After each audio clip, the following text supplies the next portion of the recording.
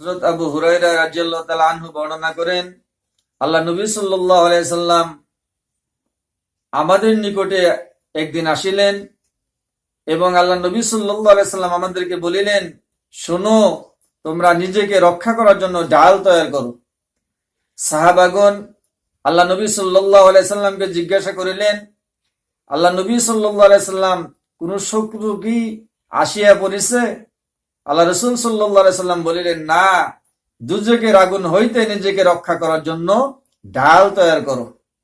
সেই ঢাল হলো সুবহানাল্লাহ, আলহামদুলিল্লাহ, লা ইলাহা ইল্লাল্লাহ, আল্লাহু আকবার বলো।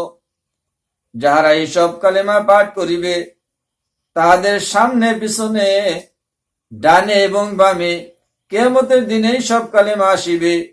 এই সব কালেমা সেই ব্যক্তিকে নাজাত দিবে। এটা এমন নেক আমল যাহার সব সময়ে পাওয়া যায় থাকে। হাদিসে বলা হয়েছে, এই সব কালেমা সামনে দিয়া, পিছন দিয়া, ডান দিয়া, বাম দিয়া আসিবে। এই কথার অর্থ এই যে কিয়ামতের দিন এই সব কালেমা সুপারিশ করিবে। যে ব্যক্তি এই সব কালেমা পাঠ করিবে, পাঠকারী ব্যক্তির জন্য কিয়ামতের দিন তা সুপারিশ করিবে।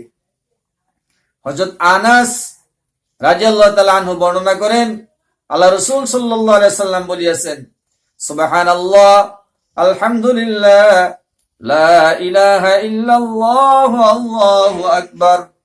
যাহারা পাঠ করিবে তাদের পাপ যেরকম শীতের দিনে গাছের পাত ঝরিয়া পড়িয়া যায়, ওই রকম যারা এই আমল করিবে তার নিজের শরীরের সমস্ত পাপ ঝরিয়া পড়িয়া যাইবে।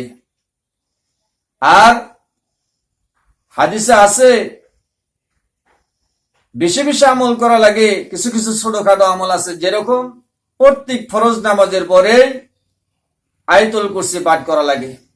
আয়াতুল কুরসি হইল, আউযু বিল্লাহি মিনাশ শাইতানির রাজীম, আল্লাহু লা ইলাহা ইল্লা হুয়াল হাইয়ুল কাইয়্যুম, লা তা'খুযুহু সিনাতুন ওয়া লা নাওম, লাহু মা ফিস সামাওয়াতি ওয়া মা ফিল আরদ, মান যাল্লাযী ইয়াশফা'ু 'ইনদাহু ইল্লা বিইযনিহি, ইয়া'লামু মা বাইনা আইদিহিম ওয়া মা খালফাহুম, ওয়া লা ইউহীতুনা বিশাইইন মিন ইলমিহি ইল্লা বিমা শাআ, ওয়াসি'a কুরসিয়্যুহুস সামাওয়াতি ওয়াল আরদ, ওয়া লা ইয়াউদুহু হিফযুহুমা ওয়া হুয়াল আলিয়্যুল আযীম। সাদাকাল্লাহুল আযীম।